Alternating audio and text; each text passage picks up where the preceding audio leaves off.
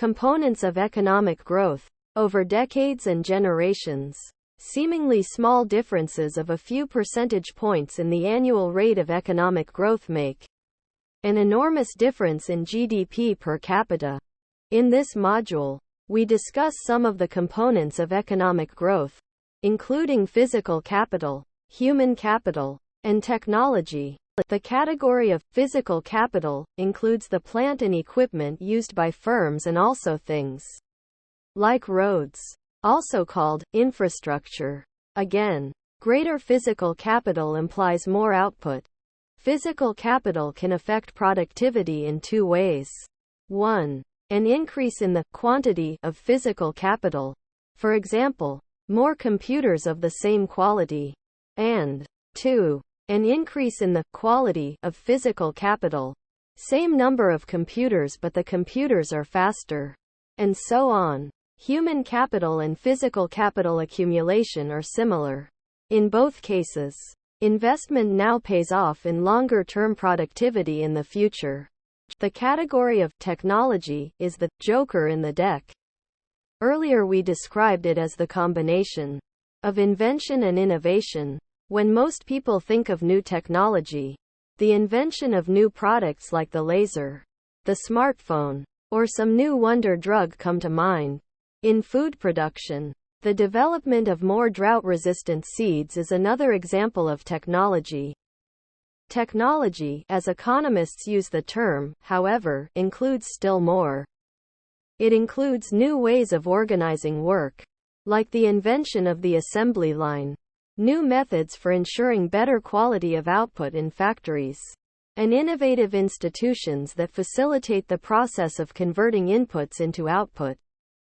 In short, technology comprises all the advances that make the existing machines and other inputs produce more and at higher quality, as well as altogether new products. It may not make sense to compare the GDPs of China and, say, Benin, simply because of the great difference in population size. To understand economic growth, which is really concerned with the growth in living standards of an average person, it is often useful to focus on GDP per capita. Using GDP per capita also makes it easier to compare countries with smaller numbers of people, like Belgium, Uruguay, or Zimbabwe, with countries that have larger populations, like the United States, the Russian Federation, or Nigeria. To obtain a per capita production function, divide each input in A by the population. This creates a second aggregate production function, where the output is GDP per capita. That is, GDP divided by population. The inputs are the average level of human capital per person, the average level of physical capital per person, and the level of technology per person. C. B. The result of having population in the denominator is mathematically appealing. Increases in population lower per capita income. However, increasing population is important for the average person only if the rate of income growth exceeds population growth. A more important reason for constructing a per capita production function is to understand the contribution of human and physical capital. Capital deepening. When society increases the level of capital per person, the result is called capital deepening. The idea of capital deepening can apply both to additional human capital per worker and to additional physical capital per worker. Recall that one way to measure human capital is to look at the average levels of education in an economy. Figure 1 illustrates the human capital deepening for U.S. workers by showing that the proportion of the U.S. population with a high school and a college degree is rising. As recently as 1970, for example, only about half of U.S. adults had at least a high school diploma. By the start of the 21st century, more than 80% of adults had graduated from high school. The idea of human capital deepening also applies to the years of experience that workers have. But the average experience level of U.S. workers has not changed much in recent decades. Thus, the key dimension for deepening human capital in the U.S. economy focuses more on additional education and training than on a higher average level of work experience. Physical capital deepening in the U.S. economy is shown in Figure 2.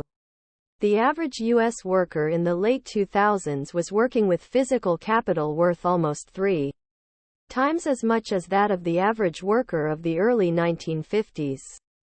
Not only does the current U.S. economy have better educated workers with more and improved physical capital than it did several decades ago, but these workers have access to more advanced technologies. Growth in technology is impossible to measure with a simple line on a graph. But evidence that we live in an age of technological marvels is all around us. Discoveries in genetics and in the structure of particles, the wireless internet, and other inventions almost too numerous to count. The U.S. Patent and Trademark Office typically has issued more than 150,000 patents annually in recent years. This recipe for economic growth, investing in labor productivity, with investments in human capital and technology, as well as increasing physical capital, also applies to other economies. In South Korea, for example, universal enrollment in primary school, the equivalent of kindergarten through 6th grade in the United States, had already been achieved by 1965. When Korea's GDP per capita was still near its rock-bottom low. By the late 1980s, Korea had achieved almost universal secondary school education, the equivalent of a high school education in the United States. With regard to physical capital, Korea's rates of investment had been about 15% of GDP at the start of the 1960s, but doubled to 30 to 35% of GDP by the late 1960s and early 1970s. With regard to technology, South Korean students went to universities and colleges around the world to get scientific and technical training, and South Korean firms reached out to study and form partnerships with firms that could offer them technological insights. These factors combined to foster South Korea's high rate of economic growth. Growth accounting studies. Since the late 1950s, economists have conducted growth accounting studies to determine the extent to which physical and human capital deepening in technology have contributed to growth. The usual approach uses an aggregate production function to estimate how much of per capita economic growth can be attributed to growth in physical capital and human capital. These two inputs can be measured, at least roughly. The part of growth that is unexplained by measured inputs, called the residual, is then attributed to growth in technology. The exact numerical estimates differ from study to study and from country to country, depending on how researchers measured these three main factors over what time horizons. For studies of the U.S. economy, three lessons commonly emerge from growth accounting studies. First, technology is typically the most important contributor to U.S. economic growth. Growth in human capital and physical capital often explains only half or less than half of the economic growth that occurs. New ways of doing things are tremendously important. Second, while investment in physical capital is essential to growth in labor productivity and GDP per capita, building human capital is at least as important. Economic growth is not just a matter of more machines and buildings. One vivid example of the power of human capital and technological knowledge occurred in Europe in the years after World War II, 1939 to 1945.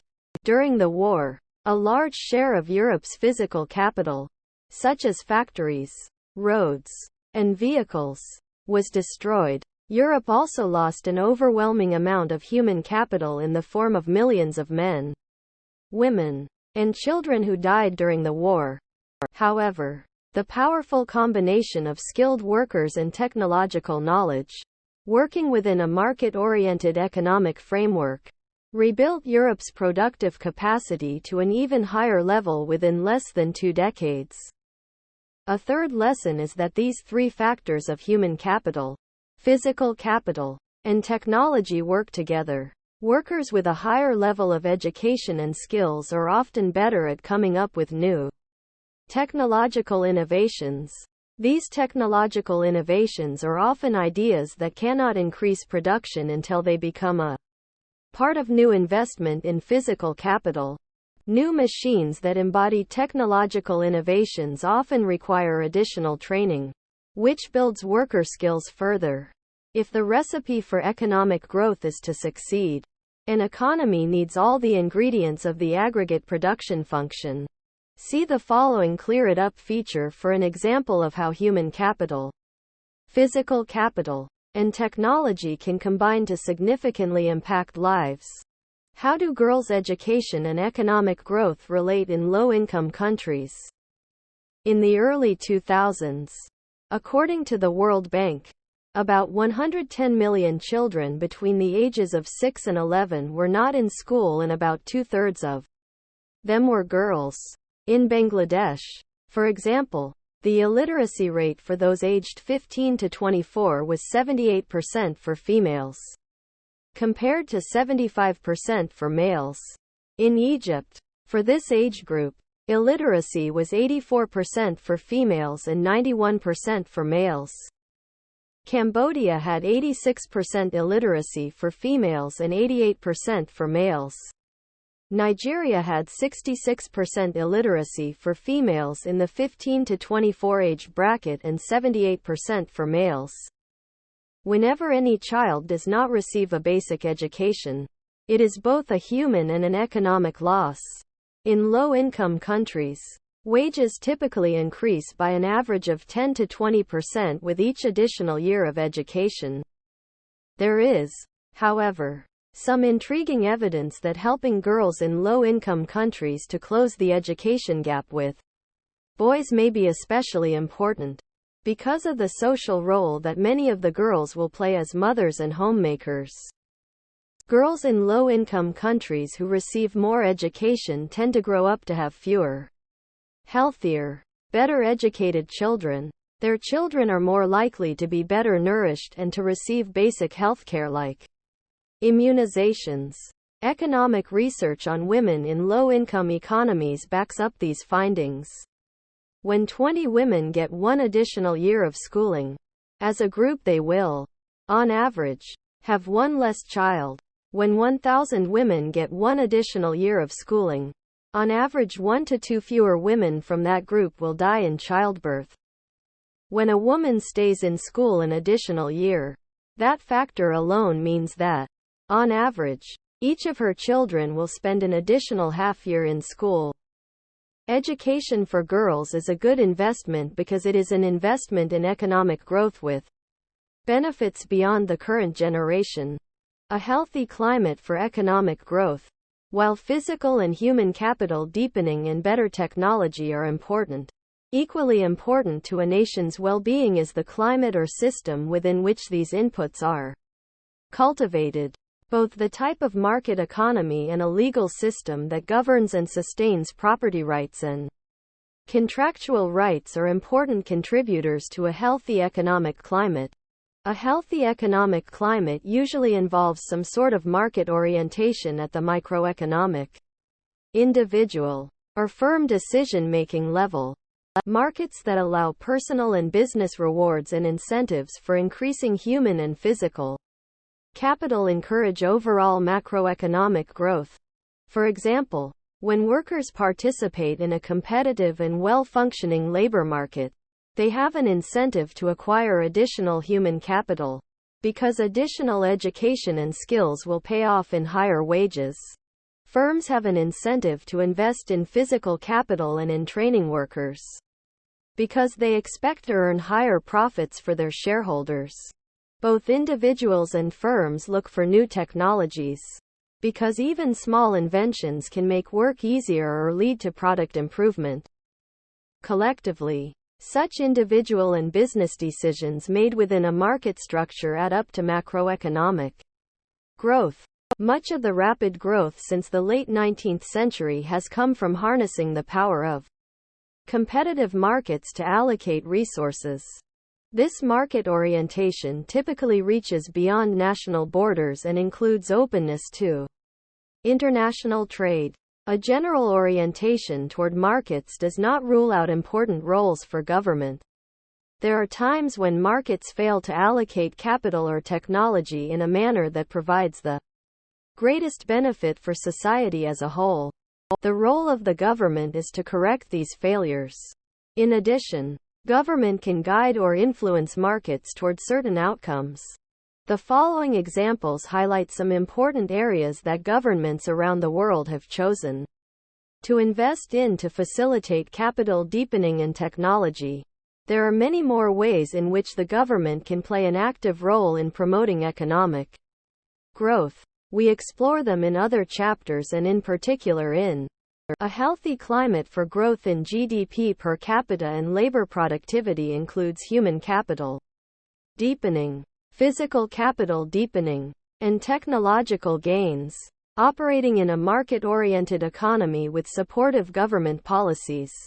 Key concepts and summary. Over decades and generations, seemingly small differences of a few percentage points in the annual rate of economic growth make an enormous difference in GDP per capita.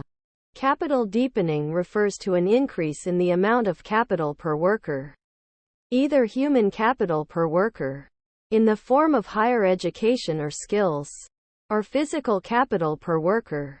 Technology, in its economic meaning, refers broadly to all new methods of production, which includes major scientific inventions but also small inventions and even better forms of management or other types of institutions. A healthy climate for growth in GDP per capita consists of improvements in human capital, physical capital, and technology, in a market-oriented environment with supportive public policies and institutions. Thank you for watching BookTube channel. Make sure to smash the like and subscribe buttons to receive notifications about new contents.